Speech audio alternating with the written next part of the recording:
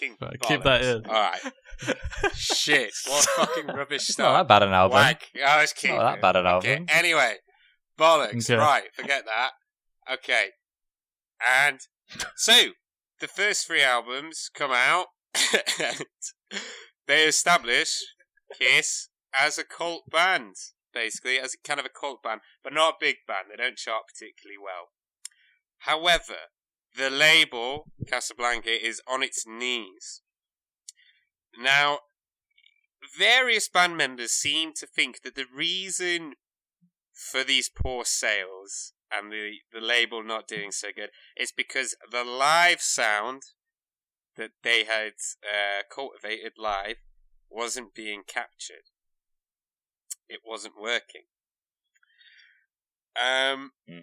So Neil Bogart says, "Hey guys, why don't you record a live album, and do not just make it a live album, a double live album." Now let's see. This is actually quite controversial at the time, however, because Neil Bogart had basically nearly bankrupted the record label because he decided to release a double album of audio highlights from The Tonight Show with Johnny Carson, which apparently is 2 hours long, and it sold so badly, it did that badly, that it essentially completely bankrupted the label. It did so badly that distributors returned back the album. So was that like a greatest hits of like 1 month of the show? Because that's like it's a daily show. I'm not gonna lie, Alex. I did try to look up that album, and there's fuck all on it. Like it's just disappeared lost into like, the media. annals of history. Like honestly, there's like nothing on it. Nothing on it whatsoever. Oh. Yeah, exactly. It might be fucking brilliant. Maybe. I don't know. Like, you know, lots of jokes about, I don't know, like your mother-in-law and shit like that. I don't know. However, in order to save Casablanca Records and Kiss and as such music, they decided to put all their hopes into creating this live album. And it was recorded over a few dates on the Dressed to Kill tour, or was it? Because something that we sort of... yeah, exactly. Because something that we have learned about Kiss from doing this, and in general, is they're not the best musicians, let's be honest. Not the best musicians. Well, not terrible, but not the best. And when they were recording on these dates, there were quite a significant amount of fuck-ups. They did plan to move around, not so much. They were like, you know, let's just not move around so much, let's just focus on getting our cues right and stuff like that. But they still weren't happy with the final product. So when they get back to the studio, what do? They say, we have to do the unthinkable. We have to add overdubs. Now, there's a bit of dispute. There's disagreements, basically. There's disagreements about how much of this was actually re-recorded. Gene says that the vocal parts and guitar solos were overdubbed. That's kind of, he says it sort of ends there. Paul also echoes this. Ace says that a lot of the vocals, and in some cases, basically entire songs, were redone. Now, Eddie Kramer, who produced this album, said that the only things left from the original live recordings were the drums. Everything else was overdubbed. Ooh. Now, Well, this was a live album. hold the phone. This is alive. Well, Come on, guys. I think that Gene and Paul are egomaniacs, so you can't really take. You have to take what they say with a pinch of salt. Ace probably doesn't remember, and I think that Peter probably wasn't aware what was even happening at the time. I think he probably thought that they were just recording an album, and so I'm inclined to believe Eddie Kramer. What do you guys think? I mean, you basically just said that About which one's true? That Gene and Paul are renowned liars, and I sort of believe that. So I don't know. Listening to it, it does sound like a lot of it's overdubbed, especially the crowd. That's been added. The crowd noise is ridiculous. I just don't believe that. Yeah, I couldn't work out the crowd. Yeah, a bit. It was. Yeah. One thing I will say though is I wonder if it's the only thing that makes me think, or maybe it's not, as much as Eddie Kramer says, is that there's still fuck ups. There's points where the notes are flat. There's bits where they're really not very tight. So that's what makes me. But then again, like you said, Alexei, they're not the best musicians in the world. So maybe that's just, even overdubs in the studio, we're not going to get these really tight recordings. This, we do have to remember this is pre-digital age, where even doing overdubs, you had a certain amount of tape, a certain amount of time in the studio. Studio time was much more precious then. So, yeah, it could well be very, very overdubbed. What do you think, Alex? I'm not sure how much to believe in that. I would say when I wasn't aware about all this overdubbing business until I think, Alexei, you mentioned it on the last episode. And you said it was a big deal, but I didn't really think that much of it. And on my first listen, I wasn't really thinking much about it. And the only thing that really stood out to me where I was going, well, that does sound weird, was the crowd, like Dan was saying. It was so inconsistent about when the crowd was very vocal and when they weren't. And I don't mean that in the sense of like, oh, the crowd was flat during this song. I mean, like, in the same song, the crowd sometimes sounds like they're coming from a different place, or one moment they really love a chorus and then the next they're not that into it. As well as weird panning stuff, which I'm not sure I get into, and especially on some of the drums. There was some panning things that really kind of took me out of it. So I thought, oh, actually, maybe we got these guys all wrong. That they do put on a really, really good live performance. However, Danny, did you watch the documentary that Alexei linked? I'm gonna get the VH1 one. I'm gonna get onto that. I'm gonna get onto that in a second. Well, I just want to say that is when before I was like, oh, there's no problem with overdubbing. Like, yeah, you got to boost up the crowd a little bit more to get the full feel. That's no problem. It wasn't until I heard clips that they played in our documentary that made me realize, oh, there was a lot of work done, like a lot. So maybe maybe what's his beak is actually right on it. I didn't see this know. documentary. What are you going to say, Alexei? Is that what you said? Oh, you didn't watch it? No, I linked it. It's fantastic. So I didn't know this was required watching. Before I get onto the documentary, which is... It kind of is. It is pretty good. It's a VH1 one. It's fantastic. Scott Ian, who is in every single VH1 documentary, for some reason, isn't in this one. What? I couldn't believe it. He must have had the flu or something. Because he rocks up in every VH1 documentary. So they were metal before. We do get Fred Durst, though. No, yeah, you've got many stars of the day that are in it. But before we get onto that, I think in terms of... See, maybe I'm an idiot, right, and I'm willing to concede that maybe I'm just really thick. But I actually thought it all worked pretty cohesively. I didn't really get the sense that there was much overdubbing that had been done personally, other than knowing what I know, factually, about the fact that they weren't really great musicians. They were hopping about the stage a lot, and they were missing cues a lot. I don't know. I fell for it.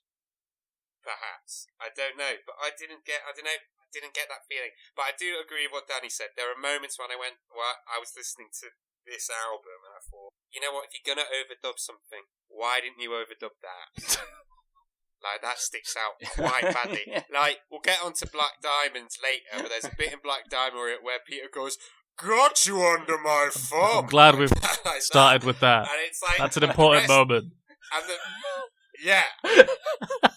and I was like, the rest of it. So we'll get onto it more later. I like, but the rest of it is so good. I'm like, well, you're not going to overdo that at all.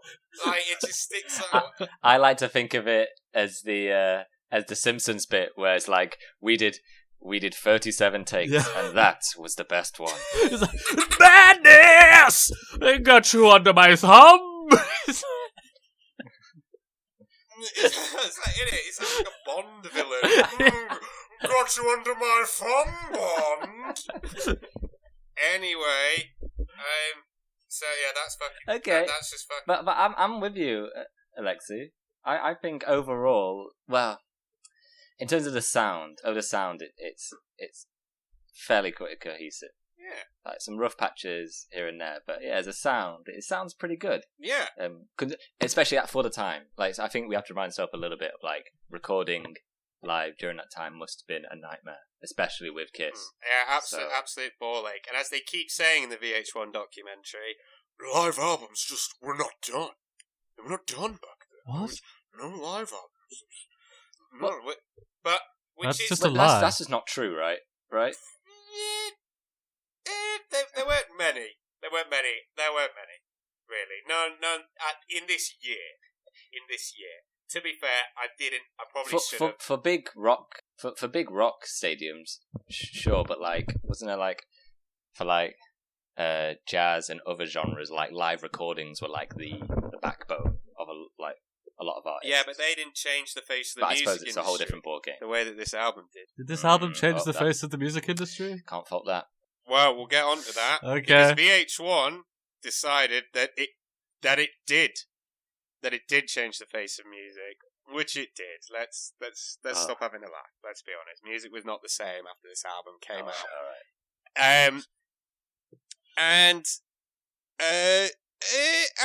Anyway, so VH1 did this Ultimate Albums exclusive, a bit like classic albums that they do over here, but like on steroids. Like, it's so over the top, it's unbelievable.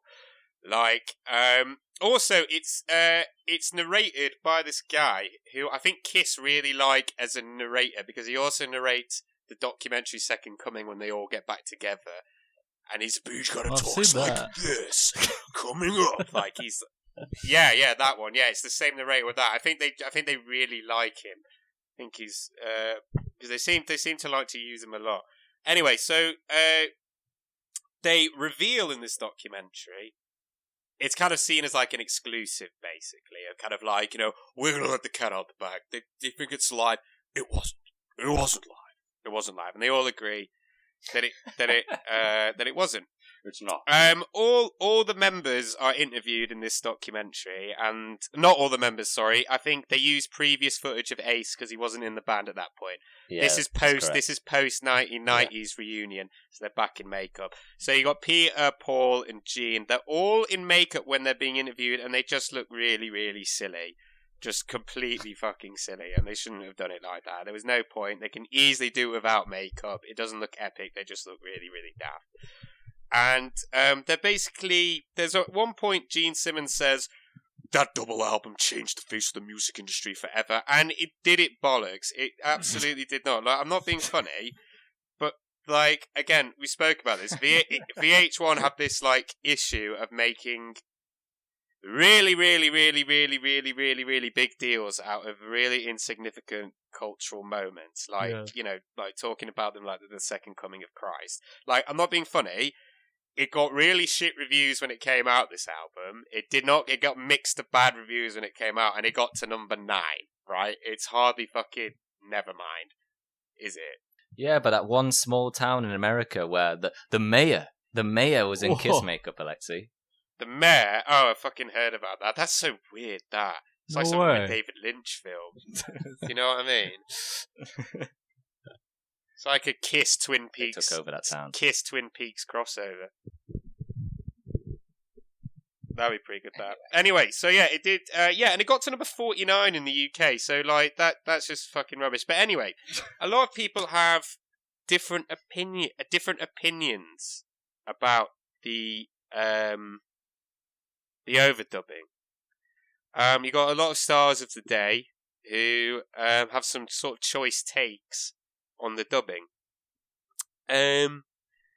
Paul, obviously, members of the band, says the reason why the album stands up to this day is because of the overdubbing and it captures the live experience. But outside of the band, Fred Durst says You overdubbed the audience, you motherfuckers.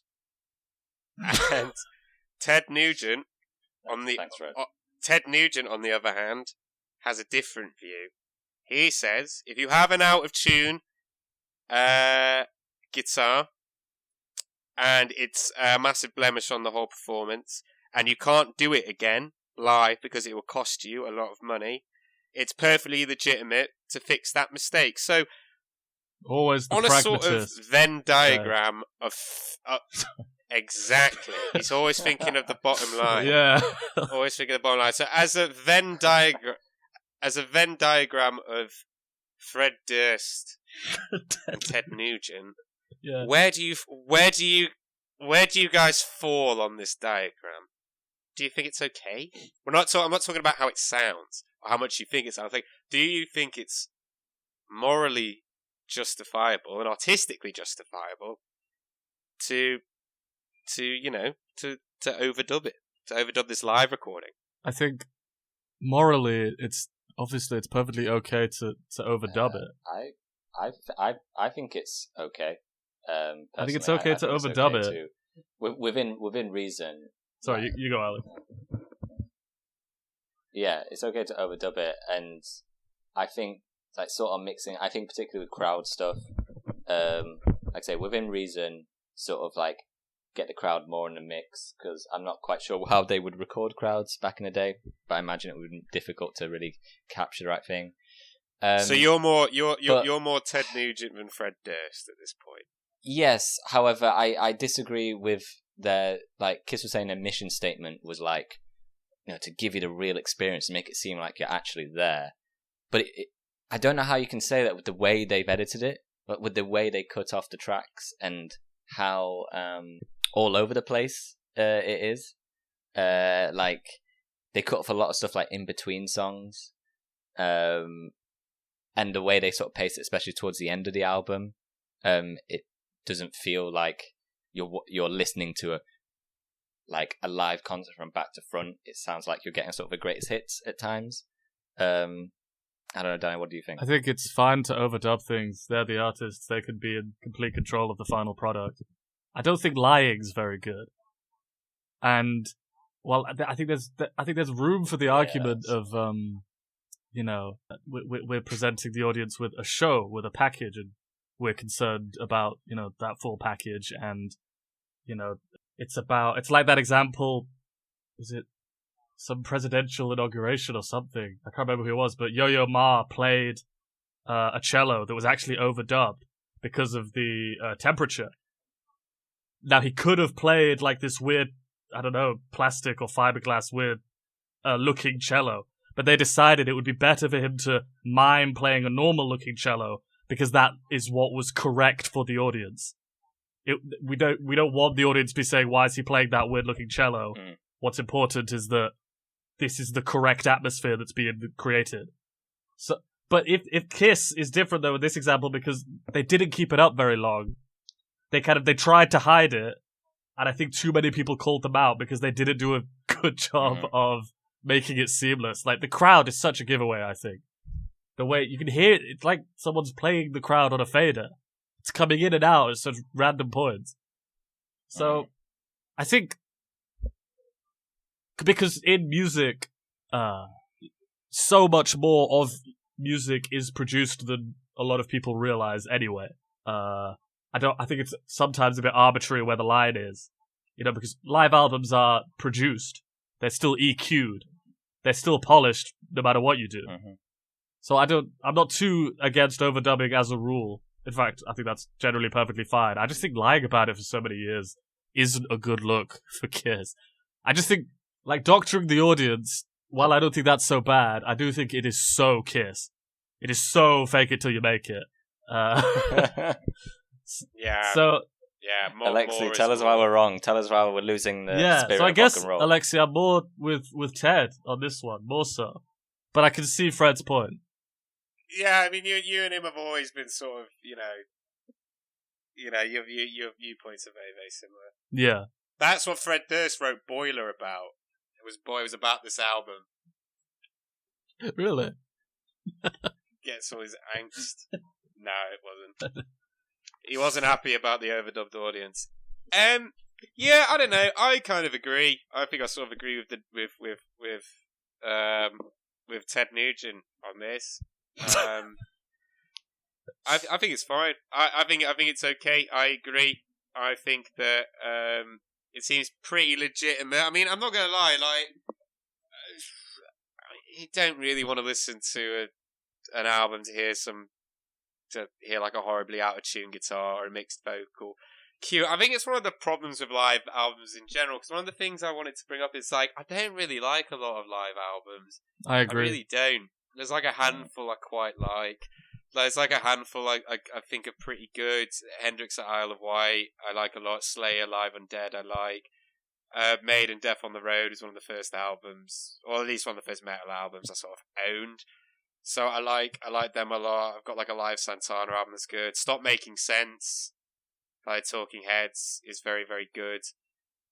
But yeah, I'm not really a huge fan. I think that's partly the reason why is that live. Actually, I wanna get your guys' opinion on something, because before I started listening to the album, I was asking myself, well, what makes a good live album? And I kind of want to know what you guys think about that, because the three sort of things that I came up with was that, like, does the album give like a chance for all the members to shine, like gives them a good platform to show off? Does it improve like some of the weak points of the studio songs, which we can talk about if they do or not later?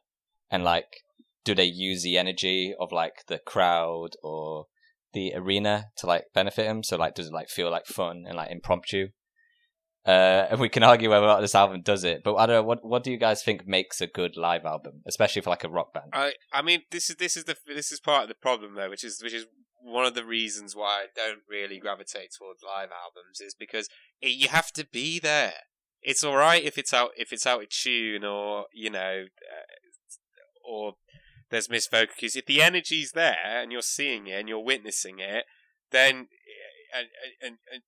and you're feeling it, then it's fine. It's okay, because again, you're there to witness it and be a part of it. So in that respect, just listening to it, unless they're doing something that musically is like really, really, really special with the songs, is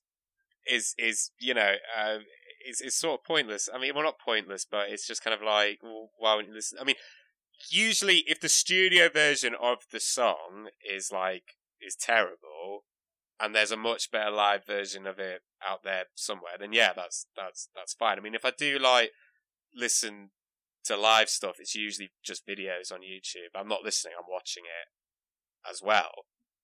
But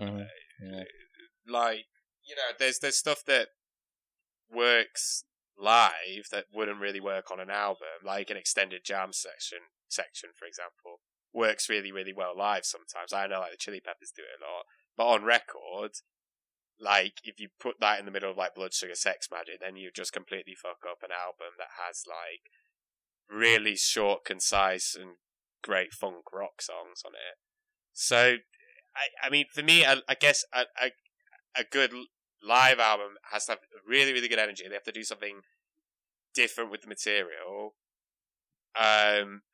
That's like engaging enough. And I think part of the problem with this album is that it doesn't necessarily do that all the time, and it probably should do, if that makes sense. Not to get into it too much, we can get into it more later, but there's a lot of times where it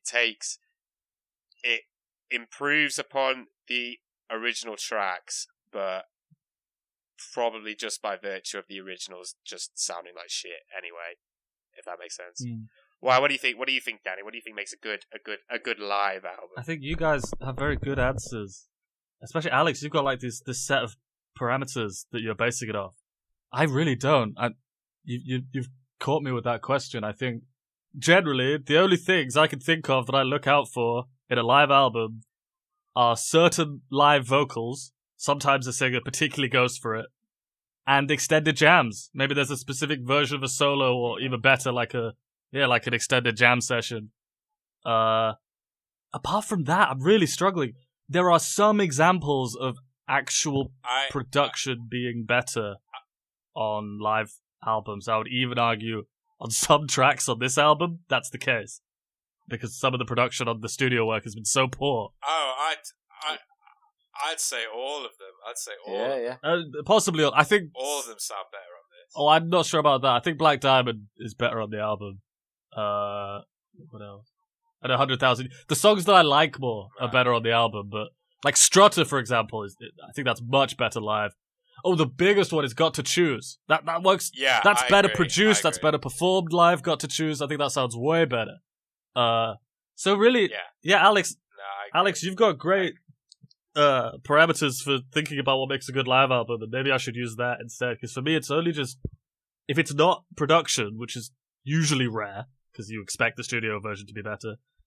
It's just certain performances, maybe the vocals, maybe a cool guitar solo, maybe a jam session. That's it. Because Alexei's right, you're not there.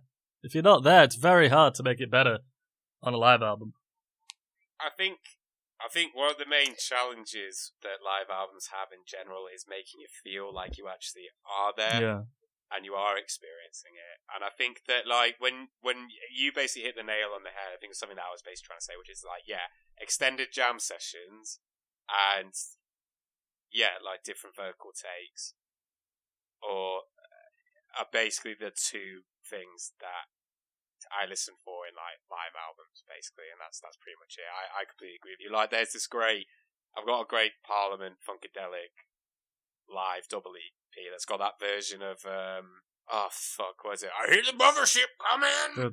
What the fuck is that? The Star Child, but then it goes into shit. Swing Down Sweet Chariot. No, what's it called?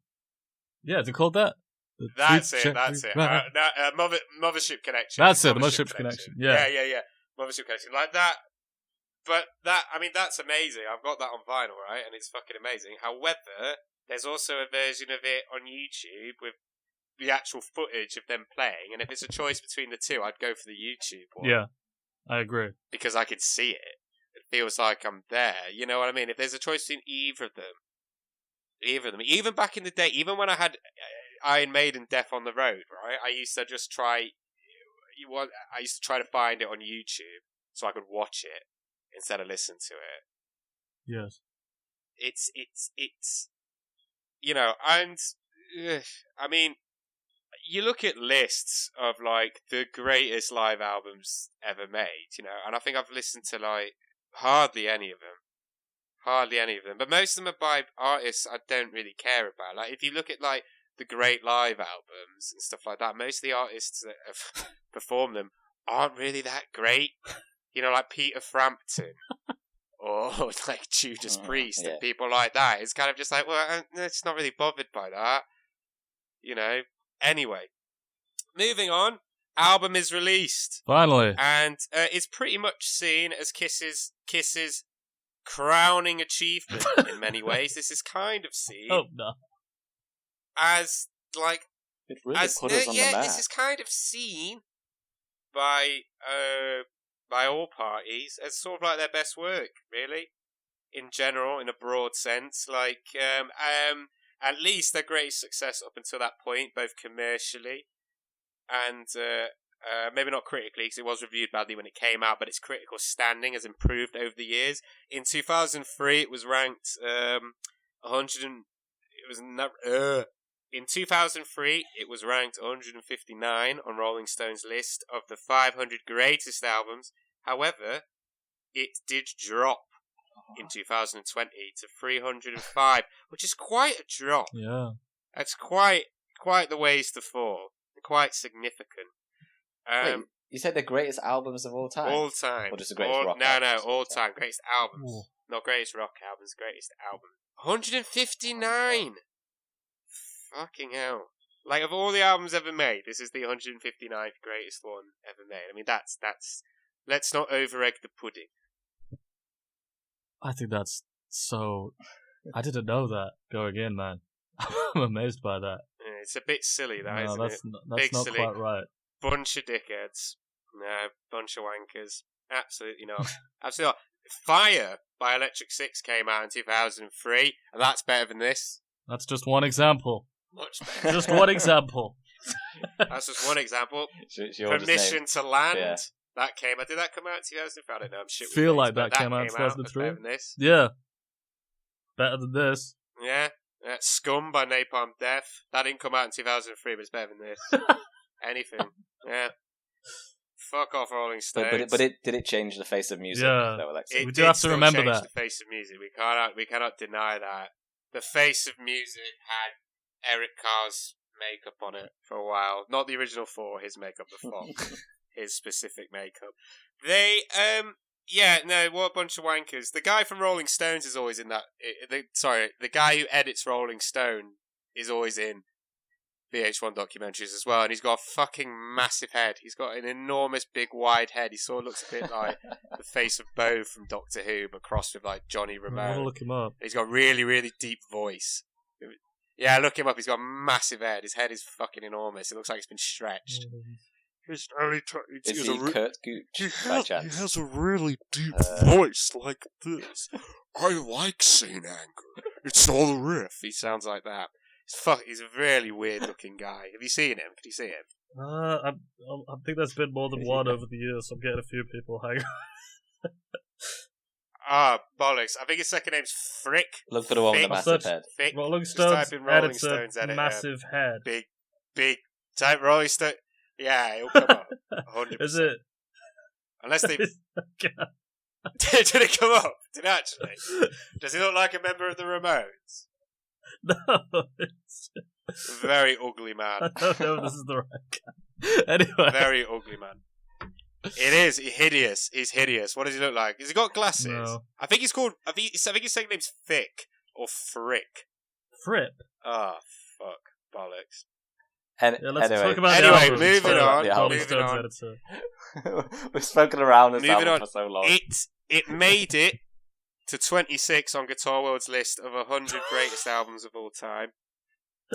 Wow. Guitar again. Really, guitar, because that's. I mean, I assume that's guitar albums in it. That's sort of rating it as like you know, sort of like with your your Santanas, your sort of your Are You experience, like the classic sort of guitar player albums. That one with Steve Vai where he's got like doves on his shoulders and Passion shit like and that. Warfare. That don't really think it just. Yeah.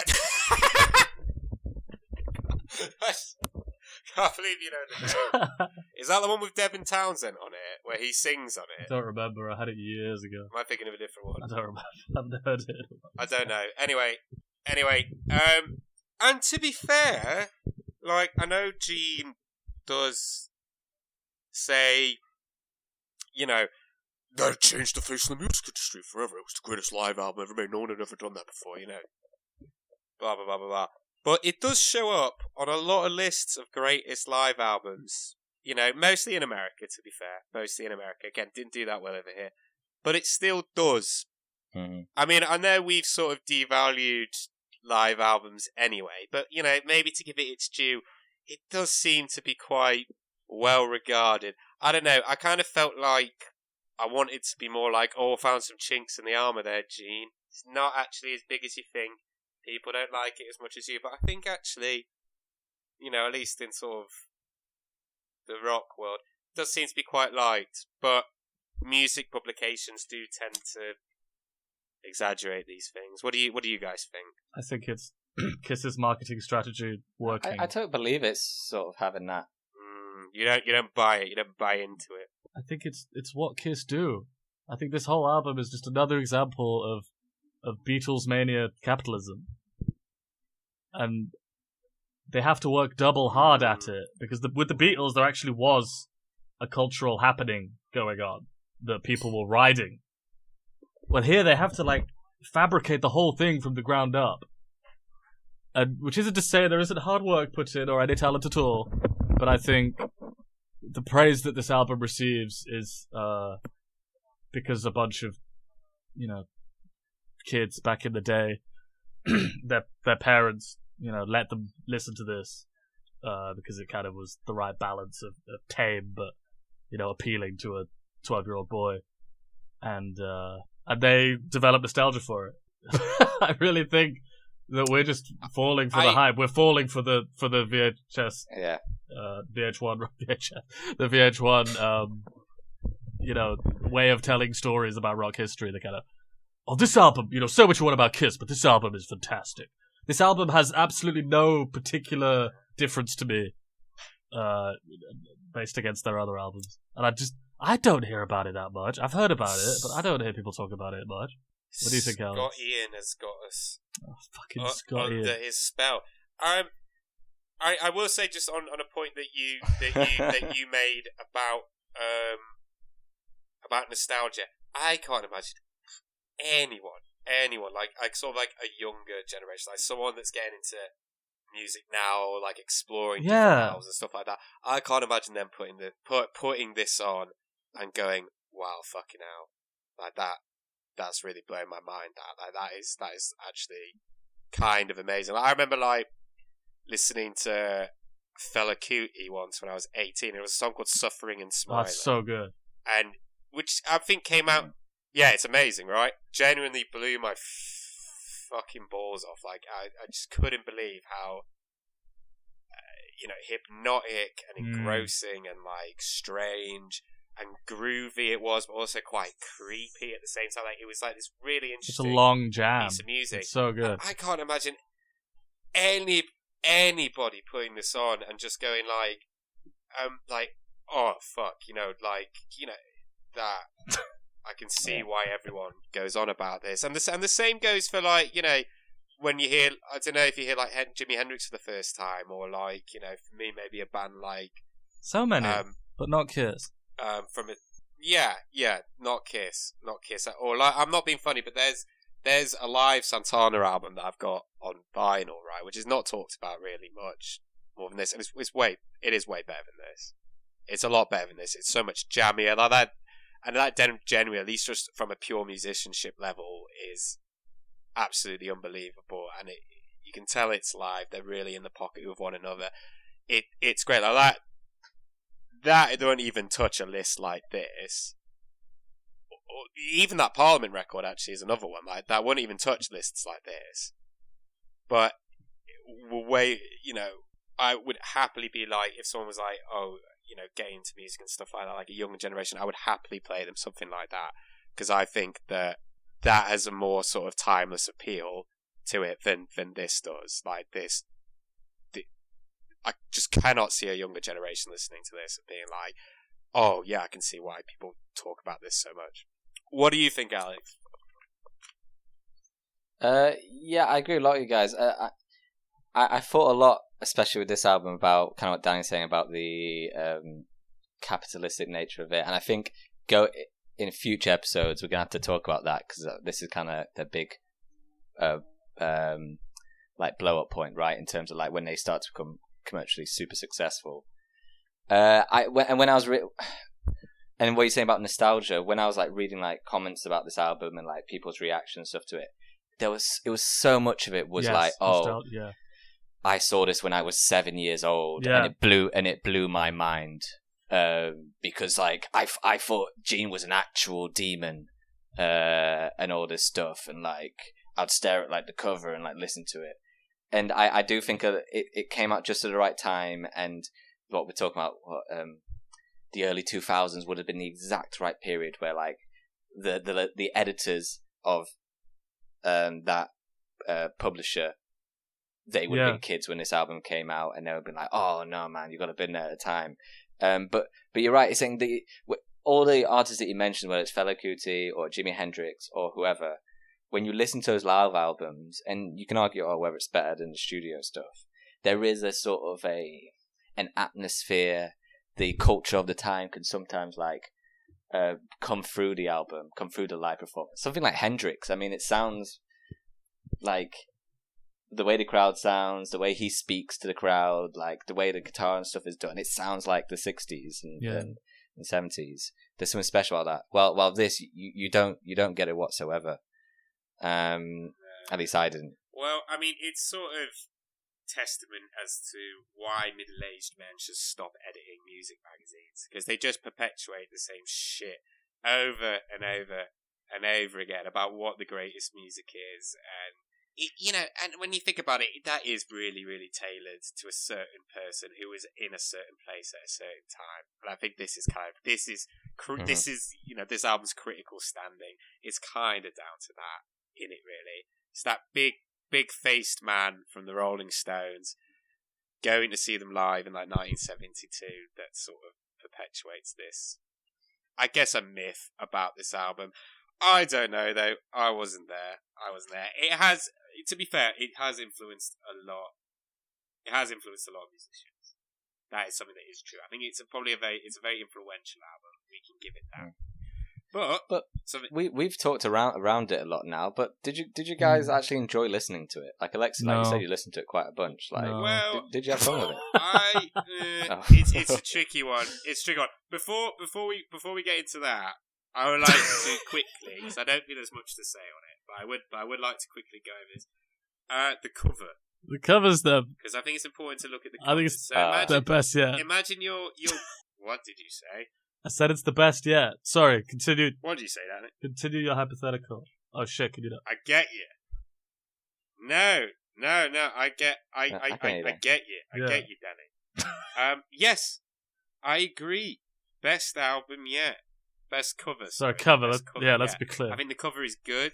Hang on, wait. Let's just stop for a second. Oh, for fuck's sake. Fuck's sake. No, I can hear you now. I can It's in and out, innit? Are you okay now? I can usually hear you guys perfectly. Yeah, it's in and out. But I can tell you guys can't hear me sometimes. I can hear you now. Okay. Alexei, go with your hypothetical. I interrupted you. Go. You're walking down. Yeah, so you're walking into your local record shop. It's 1970 bollocks. When did this come out? 3? 5? 2? I don't know. 1970. Oh, it doesn't really matter. 1975. After this has come out. Yeah. 5. Oh yeah, 5. It's 1975. There's paedophiles in the bushes. Howard Wilson. Howard Wilson is Prime Minister. Oh, better time. And you go into HMV and you go to the bin and you go to the live albums bin, even though it's, why the fuck would you want to do that? And you see this, and you pull it out. What are your first impressions, Danny? What's your first impression? Oh, jeez, this looks pretty cool. That's probably what. Oh, gee whiz! You would. You'd think I'm gonna come. Wait, who's speaking now? Alex, go. I think it'd be really cool. I like the way that they're kind of like misty and you can't really see them properly. I think it like adds to them a lot, and the colours are very nice. It's actually very, very well done. Yeah, and also it would totally sell you because like on the back, I don't know if you guys seen like the back cover, but like it's like Kiss on it, but it's like the shot of the fans and it's got like some girls, I think, like holding up a Kiss sign. Like that would sell you as them as a big deal. I think marketing wise, it's awesome. Yeah, they were doing arenas.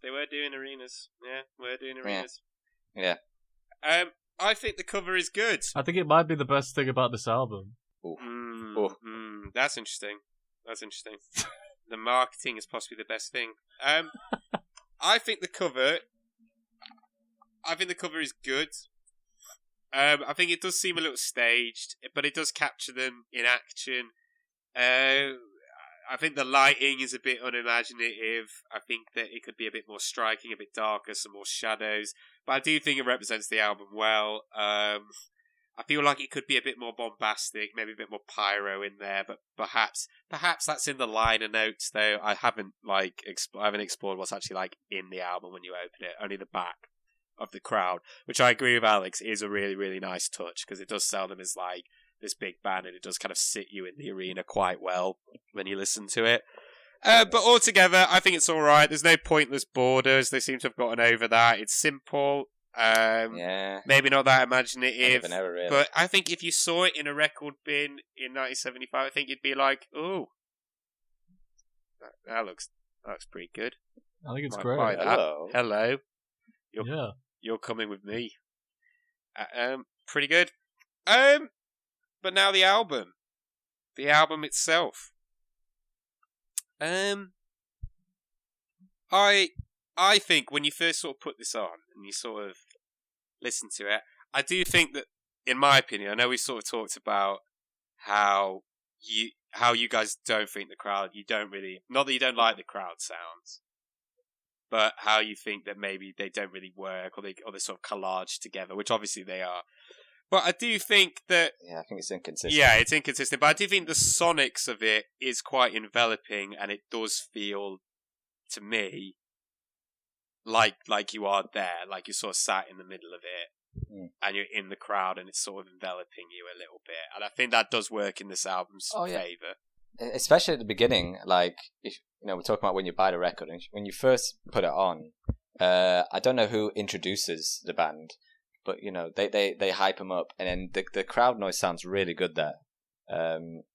It's a good start to the album, I think. I think Deuce is a good opener.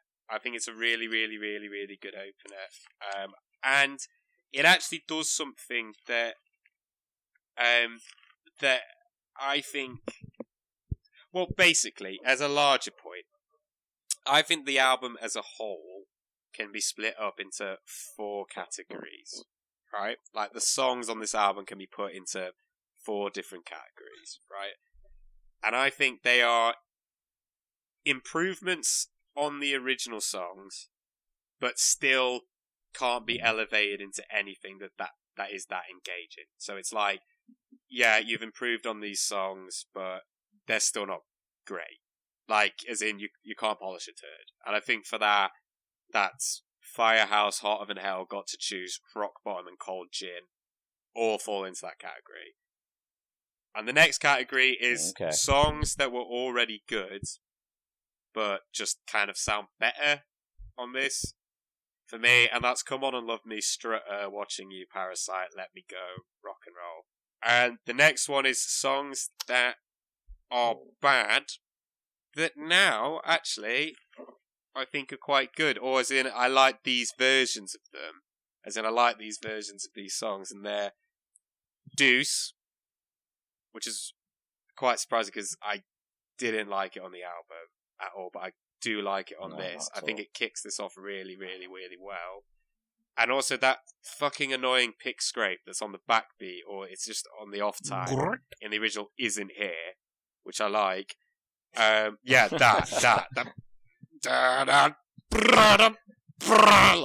Just fucking... Anyway, Juice, Nothing to Lose, She, Rock and Roll All Night, I think fit into that category quite well. And then the last category is just really great. Just songs that I think, or at least just recordings and pieces of music that I think are really, really great, which are 100,000 Years and Black Diamond. What do you guys think of that? That's kind of my overall. That's why I think a lot of this. Danny, you go first, because I think I disagree with what I do. It sounds like Alexei likes this album a lot more than me. I think that system, Alexei, is brilliant. The detail you have there. But for me, I just think outside of the first few tracks where I could sort of feel, there's more energy here.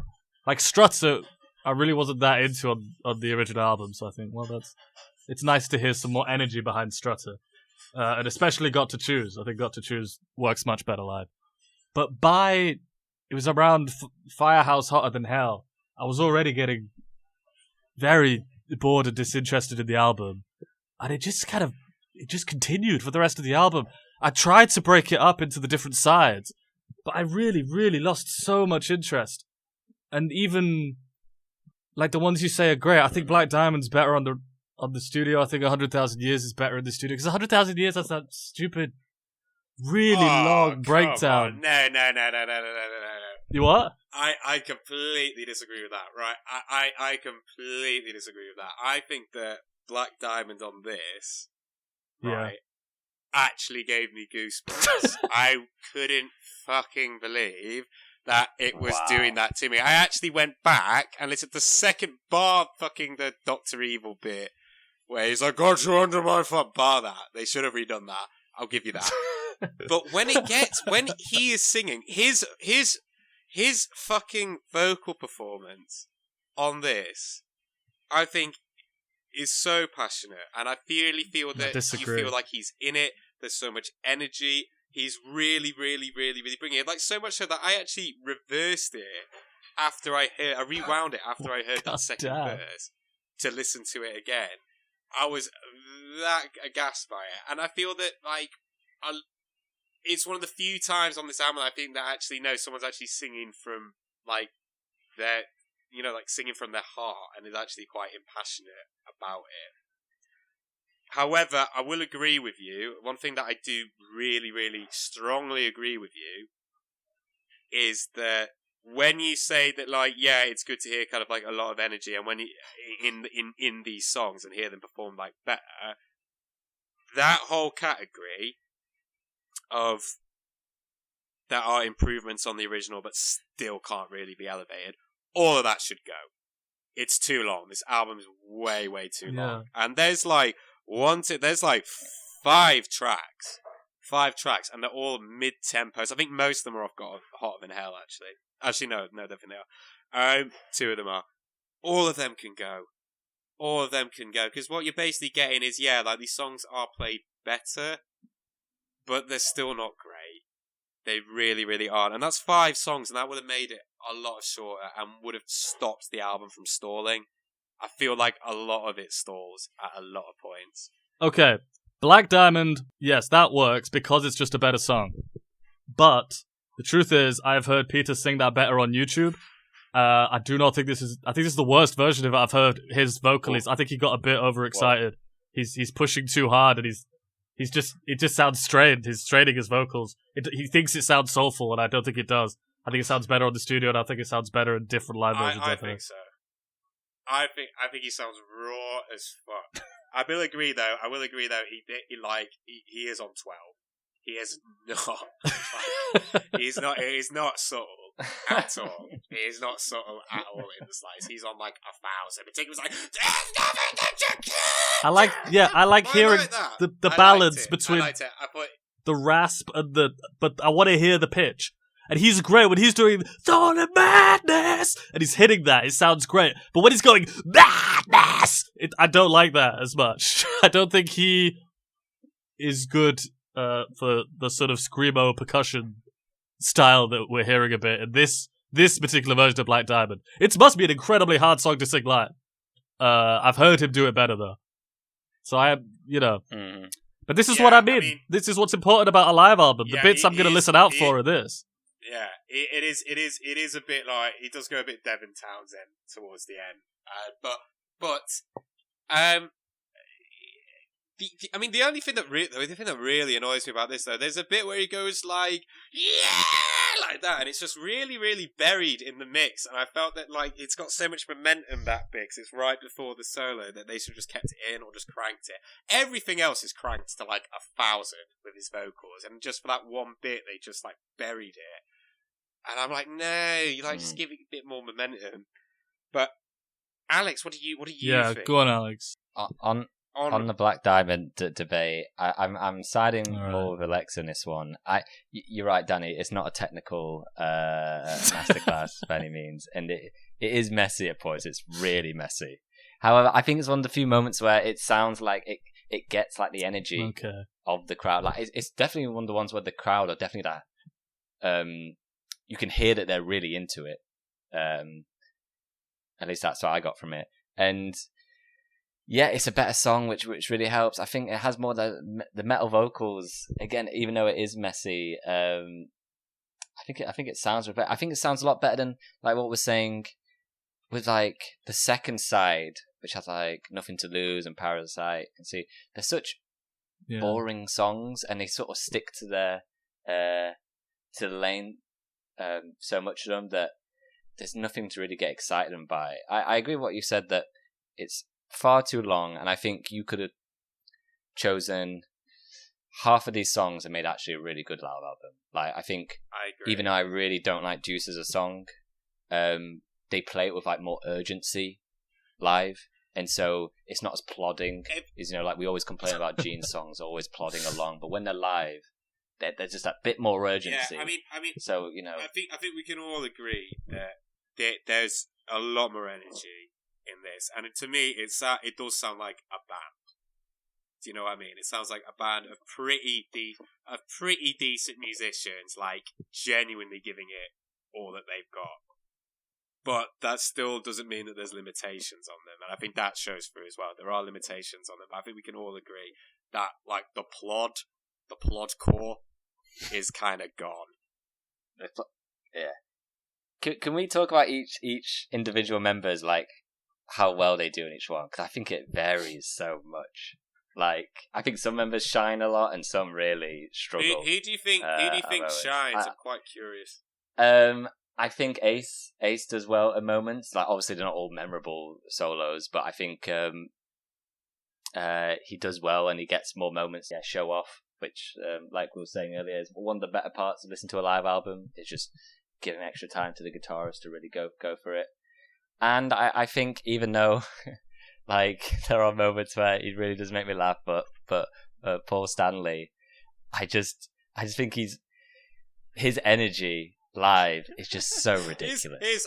I don't even think he knows what he's doing at times. His stage banner is absolutely fucking hilarious. It sounds like he's being stabbed. It's so weird. It sounds like he's being stabbed in the abdomen. He's like, there's a bit in 100,000 Years, after the drum solo where he comes in and he goes, and it genuinely made me jump. It made me jump because I wasn't expecting it. 100,000 Years is so that all the bit of Paul Stanley is so good. It sounds as though he's making it all up on the spot, even though he must have done it so many times. But he will go to the crowd and be like, "And this side over here, I want to know, do you believe in getting high?" Like, it just sounds like he's just coming over the spot. Like, it's so unconvincing. Yeah, it sounds like the parody of like a rock frontman, doesn't it? Really, like, it's so. There's a bit where he's like, because like it's like what you were saying, Alex, about like how it sounds like he's making up. He used to repeat this all the time. This is all like tried and tested. He used to say the same things every night. It was sort of like his thing. Well, I learned when I watched like other live videos that, yeah, you're right. Like, so much of what Kiss do is choreographed, like down to each song has its own choreography. Like, it's really beat by beat. And so what's that makes Paul's like ad-libs so strange, because they always sound like so not robotic. I'm not sure why. So off key. I don't know how to describe it. It sounds like he's like almost he's trying to read the room, but not doing it particularly well. He's like, "I hear the people in this side like to get hot." Like he's almost being quite trepidatious about what he says, but at the same time with like unbelievable amount of confidence. He does this thing as well where he wants to mix in. He does this throughout the album where he wants to mix in like, yeah, all right, or ow, all in the same thing. So he'll be like, ow, like he does that a lot at random points throughout the album. Again, it doesn't seem like it's choreographed. It sounds like he's making it up on the spot. However, I know he isn't. It's a bit weird, that, isn't it? It's a bit weird. I mean, it's a bit. I'll tell you what. When you talk about the little like, they're like, all right, stuff like that. He does. I will say the all right at the beginning of Cold Gin, right, is one of the most over the top like Is that one of those over the top like Jack Black inspired like beyond parody rock moments that you could possibly imagine? It's a bit where he's like, oh yeah, all right. That bit's good. I like that bit. It is good. It is good, but it's so like beyond parody. It's unbelievable. I prefer that to a long breakdown during one thing 100,000 Years. I'll take him saying all right in a funny way over him doing a stupid fucking accent again when he's saying, how many people over here? Why is he doesn't talk like that. I've heard him talk. I wish he wouldn't do that. Yeah, no, he doesn't. Yeah, he doesn't. He's just trying to do like a southern thing. It doesn't really make any sense. Like, he's not from the south. He's like, no, I think apparently he wanted to sound a bit like a preacher. He described it as like a rock and roll preacher sort of thing. Can we talk about the 100,000 Years? Like, let's break down, because obviously, yeah, Paul's a big part of that. But can we talk about the drum fill? Because and just Peter Criss in general, because he is all over the place on this album. So I think he has some good moments, but but there are some such questionable bits, some fills that it sounds like he was like surprised that he got to do something, or just what did you guys think of the 5-minute interlude or whatever? I liked it. The drum fill. I liked it. I will admit that as drum solos go, it's not the most technical, obviously, but there is sort of like there is a vibe to it. It's a bit more psychedelic. I think that helps with having the phaser on it. And I think with the sort of space traveler theme of the song, I think it works quite well. I feel that I don't know. I think maybe because I like his voice and I'm just becoming quite sympathetic towards him as a player. But I do think he's trying his fucking hardest. I really do. I think that like he's really trying as best as he can. Like, yeah, it's not a technical drum solo, but I do think it's got a sort of a vibe to it. I think it's paced quite well. I think that what did you mean? Did you mean just the drum solo, Alex, or do you mean like the bit that comes after it, where he's like sugar do and Paul's like, do you feel right? Do you mean that as well? Oh, I was mainly thinking about just the drum solo. Yeah, that's my thoughts. I think that like it's.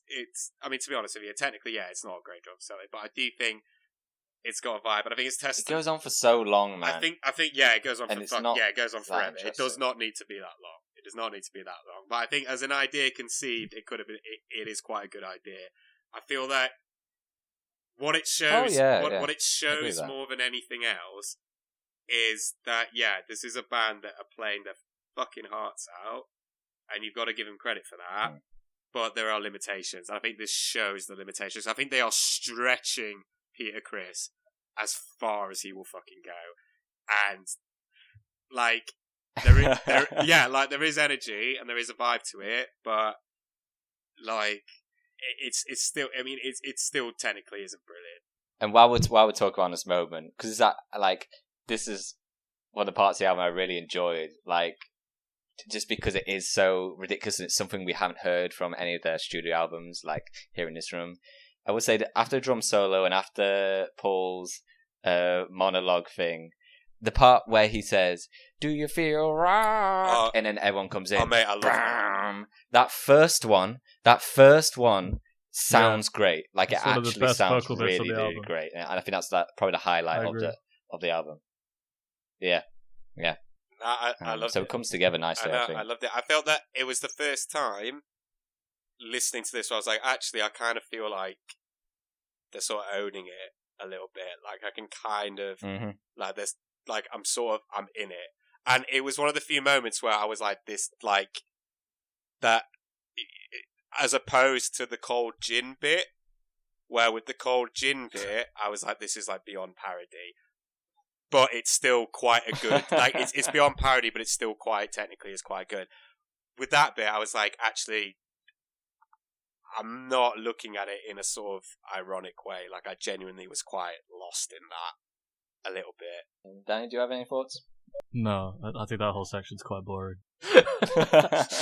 Well, I want to talk about the sort of the back end of this album, because it's I think it's one of the more confusing things, especially because they put so much attention to editing. It feels though it has like 5 different encores or 5 different endings.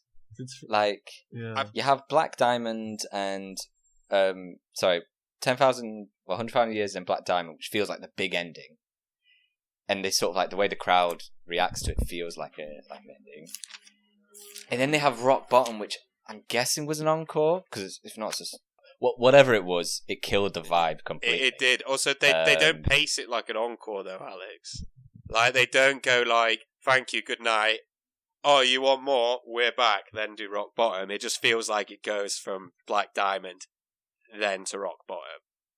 But to be fair, isn't it? Yeah, it's recordings from different nights. Well, either way, cut together, so it might not be the same set list. Yeah, but they're trying to create the illusion of like. Oh yeah. Of like one gig, right? I already think they failed at that from the crowd noise. But either way, sorry, Alex. Go on. Yeah.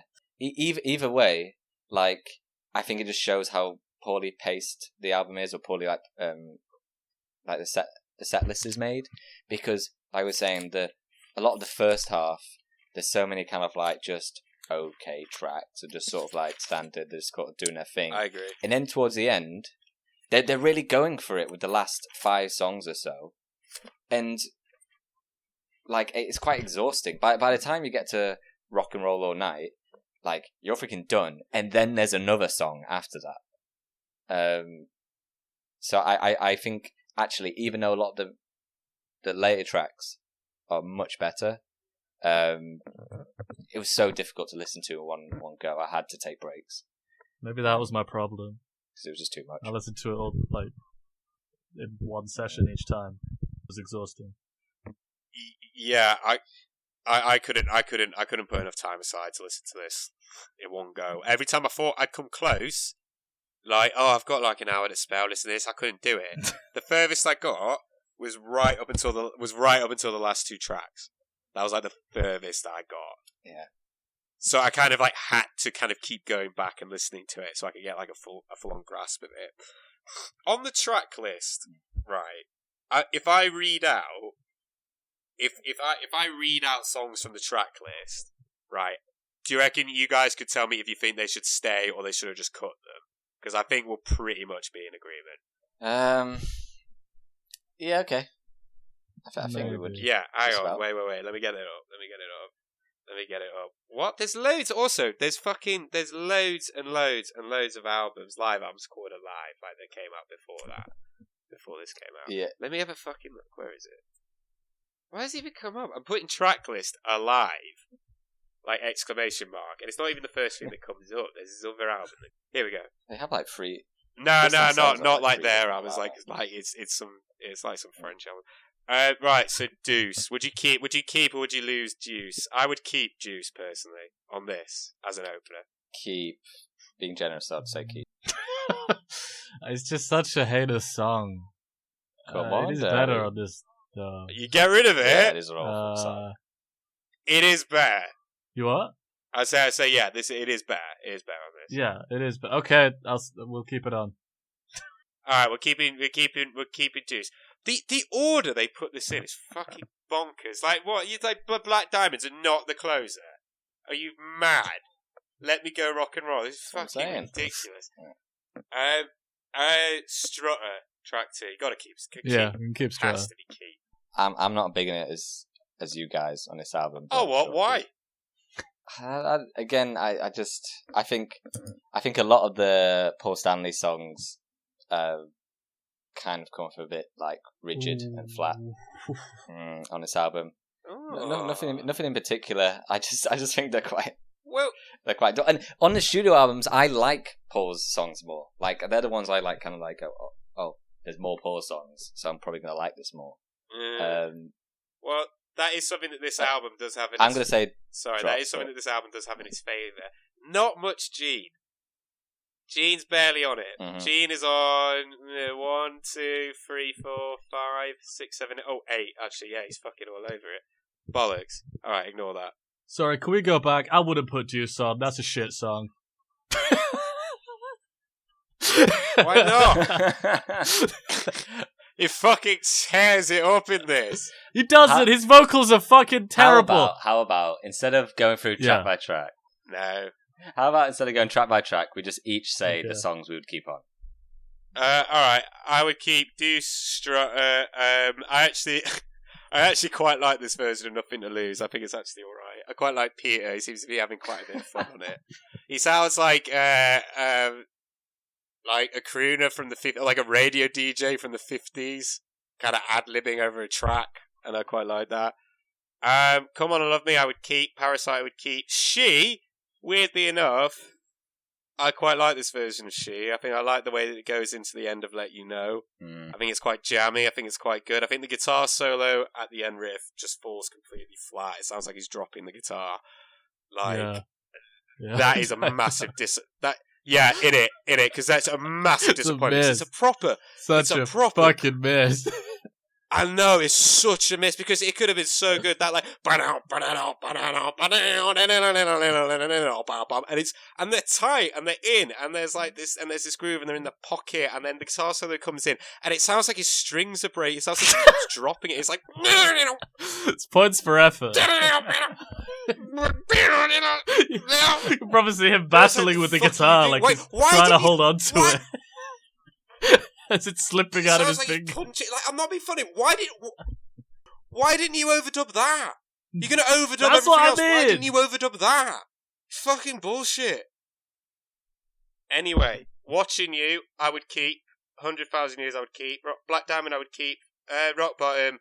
Get rid of that. Cold Gin. Get rid of that. Let Me Go Rock and Roll. Get rid of that. Rock and Roll All Night. I'd probably keep on. So I would cut 1, 2, 3, 4, 5. I'd cut 5. I cut 5 out of this. Okay. What about you, Danny? What would you keep? What would you keep? What would you get rid of?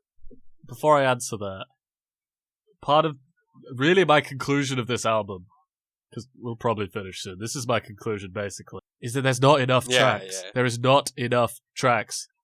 They don't have enough tracks for this album to work. So it's hard for me to answer that question, Alexei. I think I said at the end of the last one, we still don't have enough tracks in their catalogue to make a good best-of, to make a good album. So I think that's part of the problem with this album. The songs just are not there for me yet. And even the ones I like 100,000 Years, I would much rather put on the studio version. Black Diamond works live. Some of them are a bit better, like I think Got to Choose is better, Strut is better. So I'd get rid of Juice, I'd keep Strutter, I'd keep Got to Lose. I'd get rid of Hotter Than Hell, get rid of Firehouse, get rid of Nothing to Lose, keep Come On and Love Me. Get rid of Parasite, get rid of She. I'd tell them to do 100,000 Years properly. I'd keep Black Diamond. I'd get rid of Rock Bottom. I'd get rid of... Definitely get rid of Cold Gin. I guess they could keep Rock and Roll All Night. And I was really losing it by Let Me Go Rock and Roll. I guess we can keep that too. Not much left on my version. I can't. Not much. I can't believe you listened to this album. No, you've basically oh God. Yeah, you've pretty much carved the turkey. I have, yeah. I'm sorry. All right, Alex. Well, you've drank the goose fat. What do you? What about you, Alex? What would you keep? What would you get rid of? A little bit similar to Danny. I'd keep Juice. I'd keep Got to Choose. Firehouse. I like the bit with the siren. I think it works. Even though it's a really boring song, I like the bit. Yeah. She, 100,000 Years, Black Diamond. I'd say Cold Gin because I quite like the solos in Cold Gin, and like they kind of add a lot to it. Even though I really guitar solo is good. It's good in Cold Gin. I got that. Yeah. Oh, that's true. I did say Rock that. and Roll All Night and Let Me Go Rock and Roll. Yeah. Can we just say a little about Rock and Roll All Night? Because I mean that was like the big thing from this album, right, Alexei? Like this version. It was the single. Yeah, it was the single. Yeah, it's better than the original. It's all right. It's pretty good. Can we talk about though? Because we were talking about Paul's like weird ad libs. Every time I heard Rock and Roll All Night, and towards the end, there's like the bit before the chorus where it's just the drums. The last ad lib that Paul does, it just goes, "What?" and that's it. And maybe when you're watching it, that makes sense. However, when you're listening to the album, it just sounds like he's just confused by something. So, what? It made me laugh every single time.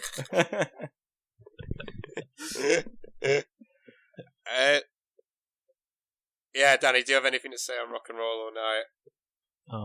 No. I think it's the version I was familiar with. The generation, man. It's like I said last time. I get some weird phone nostalgia from that song, but like many things, it's so tame in comparison to their image. It's so them trying to ride that market of being wacky and wild and shocking, but while still it's remaining PG. It's I've sort of I've sort of accepted that at this point, though.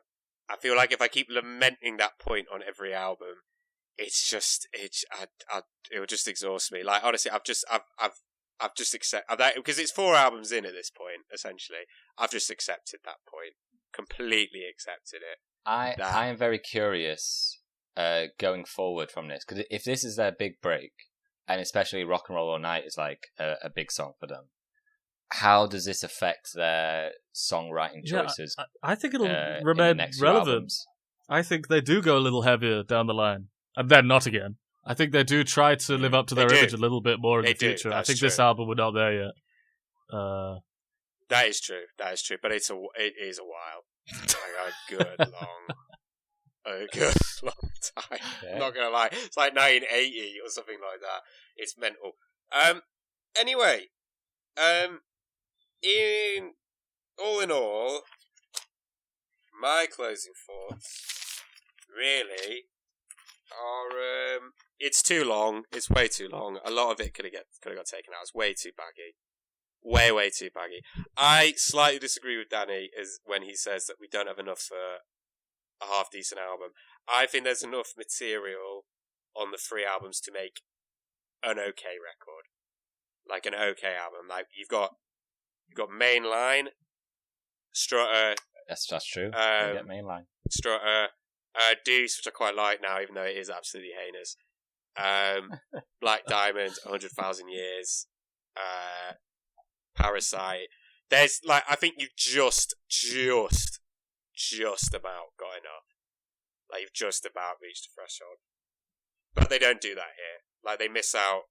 There's so many points where you just zone out, you lose interest. It's a lot of mid-tempo rock songs that aren't really elevated enough for them truly to be great.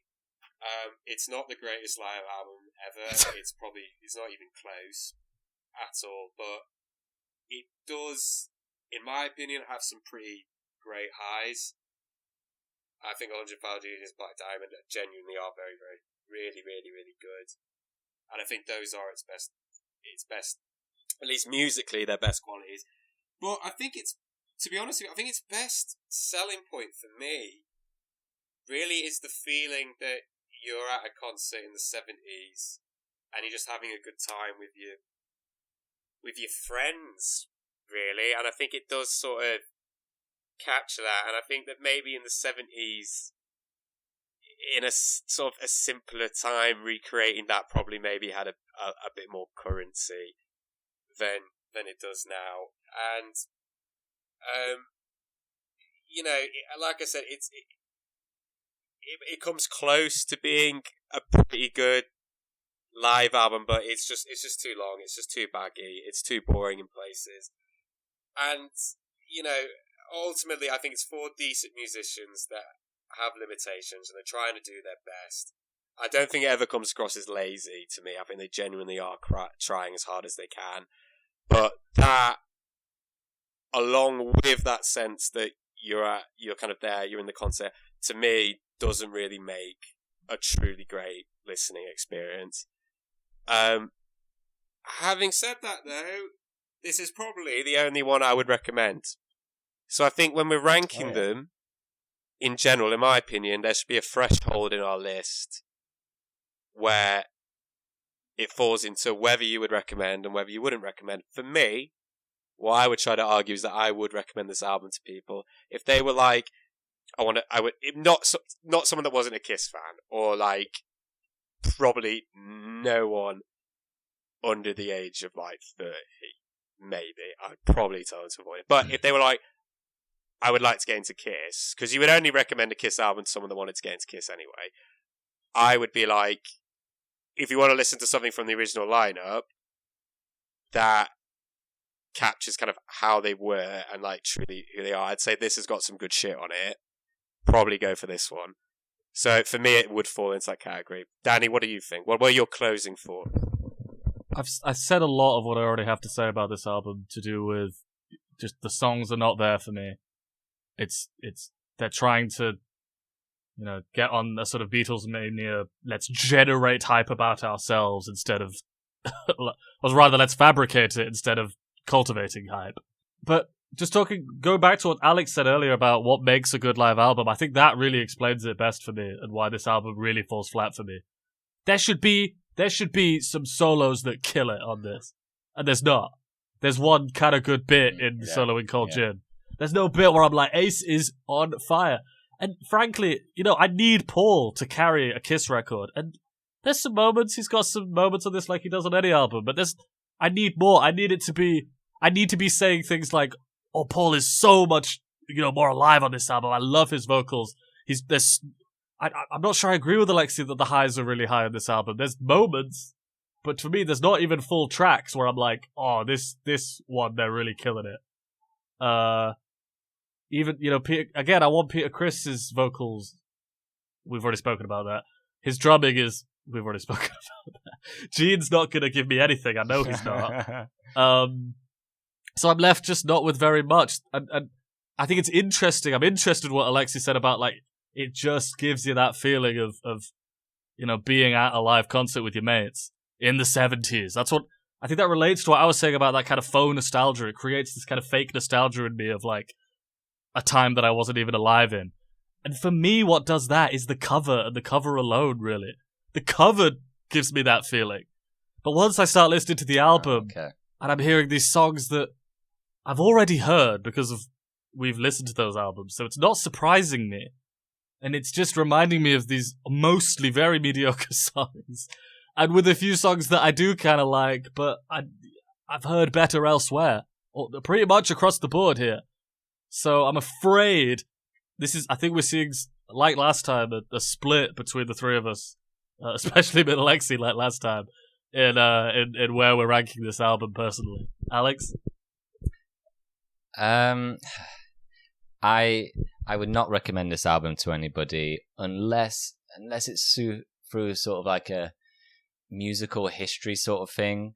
I think it's particularly interesting to like hear this album in the context of like what was going on like in the 70s, and to me this album's just so I don't know, kind of vapid in a lot of sense, and I was really disappointed. I was really hoping that this would be another moment where we get to hear Kiss really be a freaking rock band, a metal band, like a chaotic band.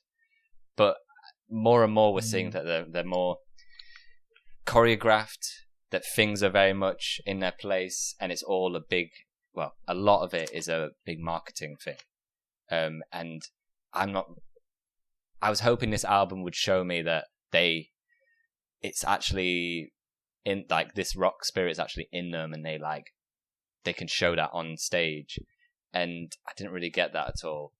So I wouldn't recommend it. Maybe no, I don't think there's any standout tracks that I'd really recommend to somebody. We talked about at the beginning, like, when you listen to a live album, you want to hear like kick-ass solos, some awesome vocals. Another thing that was cut out from this I was so disappointed about was like interactions with the crowd. It's very poor. So Alexa, what you were saying about where you're in the crowd and you feel it and it sounds like you're in the 70s, I don't get much of a feel of that personally, with the way it's cut together. So yeah, even though I think I enjoyed this a lot more than the studio albums, I think there's still so much more to desire from Kiss. And who knows, maybe we'll get there. Maybe when they have more songs on their belt, we can get a good live album from them in a bit. Yeah, I mean, I agree with a lot of that. I agree. I mean, I agree. There isn't one great guitar solo on this record, like, at all. Not one. And again, those kind of jammy, long instrumental moments that you'd sort of want from a live album, at least what I'd like from a live album, they're not really there at all. And when I say I would recommend it, I would only recommend it to someone that'd be like, I want to get into Kiss, what should I listen to? And I would give them 4 albums off the top of my head. No, probably not even that. 3. I'd give them 3. And this would be one of them, potentially. But it would come with the caveat of like, yeah, it's too long and there's this and there's that. But there's some pretty good shit on it. I think we're all saying that. I don't think we're going to put this in our album rankings because it's a live album. But if we were to recommend an album of the ones we've listened to so far, this would definitely be number one by quite a margin, right?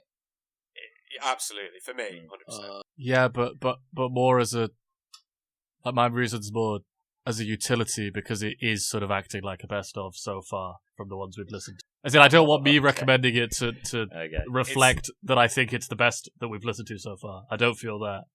But if someone wanted to... What, you don't think it's the best? No. You think it's... Oh, you think Dress to Kill's better? I think their first album and Dress to Kill's better. Ooh. Jesus. No. Oh, no, we're way off. Way better. I feel like you about their first album, how you were talking about their first album in relation to Dress to Kill, and that the highs are just high enough to give it the edge. I feel like that about in comparison to this album. I think their first album, because it has 100,000 Years of Black Diamond, which are two really great tracks, and I both prefer them on the album than in this live version. I'm really left with very little on this album. I'd put it above Hotter Than Hell, for sure. See? Oh yeah.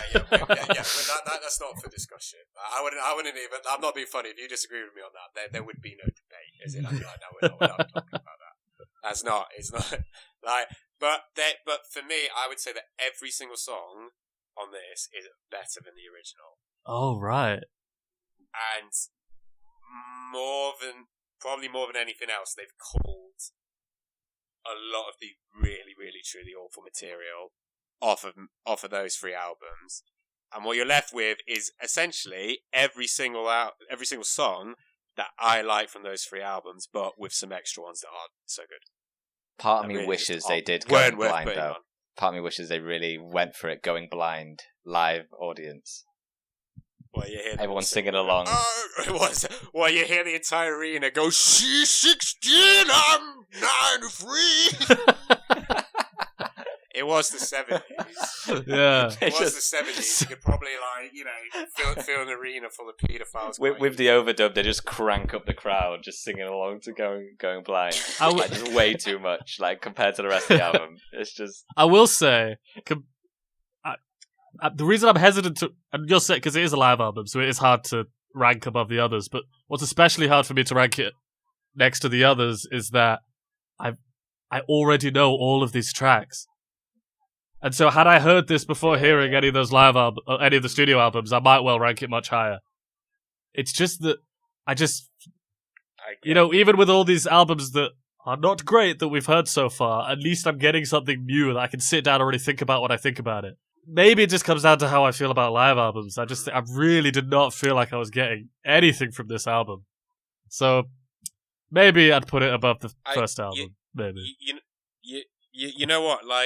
The other thing as well that I think this has got, the things that really, really bothered me about those, particularly the first two albums, aren't on this. And that is, it's better produced. There's way more energy. There's way, way, way more chemistry between all the members. The plot is right. more or less gone. I agree with that. All those qualities are great, and that is not on these isn't on this album. However, there is an argument that you make, which is pretty strong, which is the songs are not there, at least for an hour-long listen. 5-6 songs need to go. So we're not ranking. We're not ranking. No, we're not ranking them, but it's interesting. We're not going to rank it. Okay. This is a footnote in their discography. Cool. Alexei, what? I think you should lead us off with how Paul Stanley would end the podcast. I'm trying to think, what would he... Get a little feeling that right over here, these people fucking distorted. like to get hot. And these people. The mic is so far away from my mouth. These people. I'm just getting muffled. Like to get wet. Paul Stanley in a box. That'd be fun to edit. In a bucket, did he say? And to me, on my headphones, it sounds like Paul Stanley in a box underground, trying to work the room above him. It's like... Oh my god! I would love to hear. I would love to hear Paul Stanley try working in an arena with a bucket on his head. Oh my god.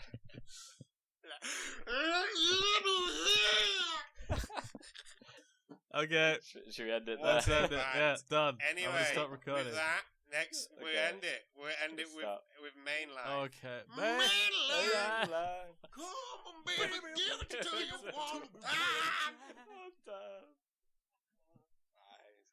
Horribly out of time with each other. That was good.